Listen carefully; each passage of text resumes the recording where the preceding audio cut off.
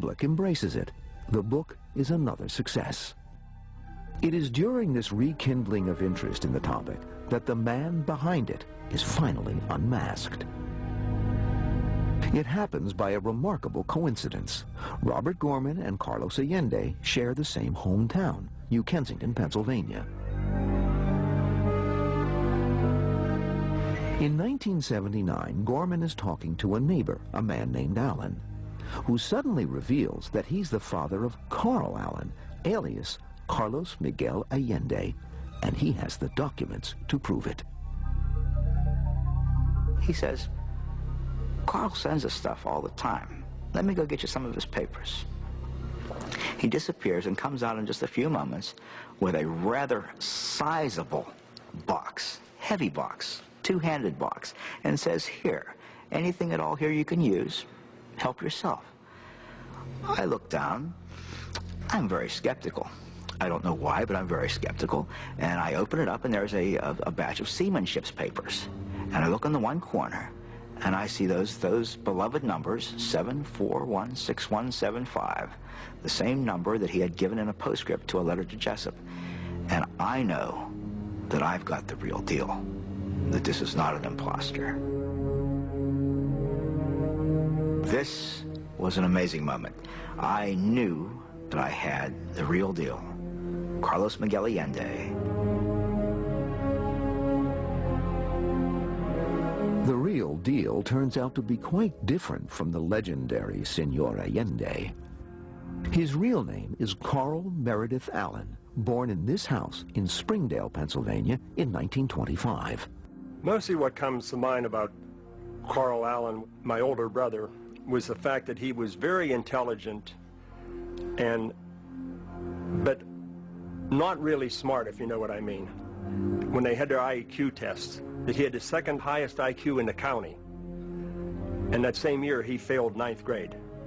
Though a poor student, he is a voracious reader, with a quirky habit of annotating almost everything he reads. He'd scratch out what the person had written in a book, and then he would put his own little anecdote in the margin. And I think it was basically because he didn't learn how to write.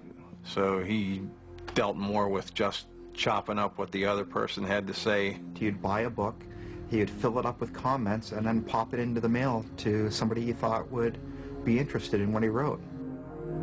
That he annotates the case for the UFO and sends it to Navy headquarters is typical of Allen. But this is one shot in the dark that finds a target, setting off a remarkable chain reaction. The Navy just happened to call Jessup. Jessup happened to have the letters. The two men, off duty or not, decided to reproduce the book, which generated rumors that this annotated book was being circulated among the top of the top. And then, of course, Jessup commits suicide. Robert Gorman concludes that the Philadelphia experiment is nothing more than a phantom. In 1980, he publishes an article in Fate magazine called Alias Carlos Allende, in which he reveals the man is an Allen, not an alien. But he finds that legends die hard. I was sending out queries to different prominent UFO personalities, people that ran magazines, and what I was getting back in return was more than just a runaround. What I was getting back in return was almost being blacklisted.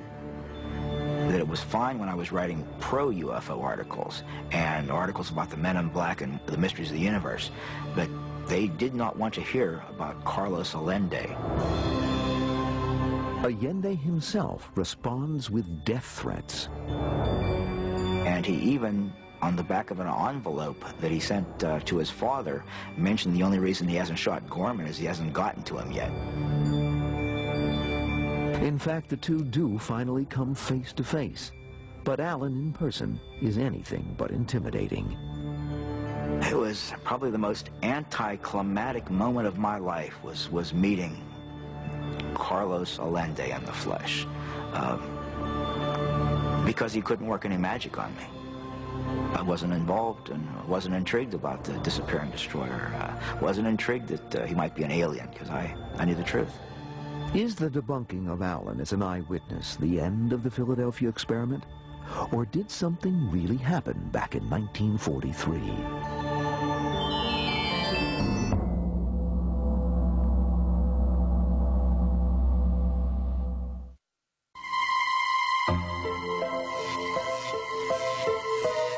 When we return, what the Navy says and how it could have inspired the tale of the disappearing ship. It appeared to us that it was just barroom talk, and these boys were talking about having the ship made invisible. The movie The Philadelphia Experiment was a flop when it was initially released in 1984, but later became a cult hit and even inspired a sequel in 1993. History's Mysteries will be back on the History Channel. Summer 1996. 53 years after allegedly being involved in an invisibility experiment, the USS Eldridge disappears again. Since 1955, the warship has been serving in the Greek Navy under a new name, the Leon. But Greek officials don't know where she is. They are embarrassed to tell a writer from Playboy magazine that they have lost track of the 1,200-ton ship. The Eldridge, a.k.a. Leon, soon turns up in a salvage yard in Crete. Her most recent disappearance is due to a bureaucratic error, not a top-secret experiment.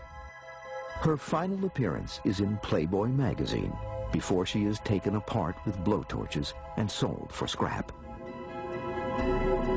But what truth is there to the rumors of a top-secret experiment during World War II? Way back when, did they have the technology to make something optically invisible? Did they find a way to teleport an object from one place to another instantaneously? During the early 40s, there are invisibility techniques of a sort in practice. They range from simple smokescreens to an ingenious plan to camouflage airplanes codenamed Yehudi. Project Yehudi. They equipped 2 aircraft with seal-beamed headlights, more or less, along the wings to brighten the silhouette of the plane in the open sky, and it was relatively successful. The Navy considers all options to hide their ships from prowling submarines, even the parlor trick of a magician named Joseph Dunninger. Mr. Dunninger, as a way to get publicity, mentioned he could make warships invisible. And then when he had when he called the press conference to do this, he said, well, they didn't have a warship, and of course, in the hotel room, so he would make a photograph disappear. And he did. He made the photograph of the warship disappear.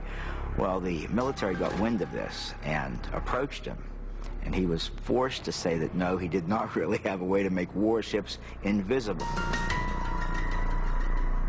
But he did mention there were a couple of techniques he had in the back of his mind that might make them a little harder to see.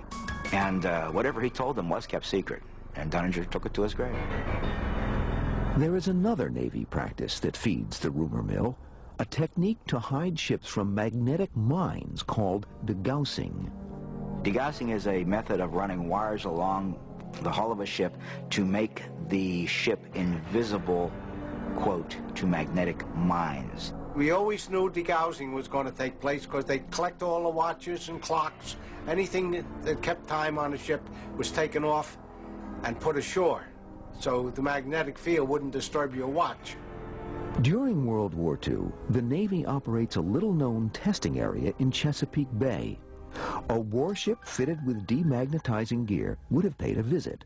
And when a ship was equipped with the degaussing gear, it was run through this range to see whether it was making contact with any of the pickups or not. And when it went through and did not leave a signature, they considered that the degaussing gear was working properly, and the ship was released. It is the Navy's position that the original source of the legend of a disappearing ship is an exaggeration of the degaussing practice. It appeared to us that it was just barroom talk, and these boys were talking about having the ship made invisible. And the invisibility that we were talking about was the magnetic invisibility for the degaussing. As for the rumors of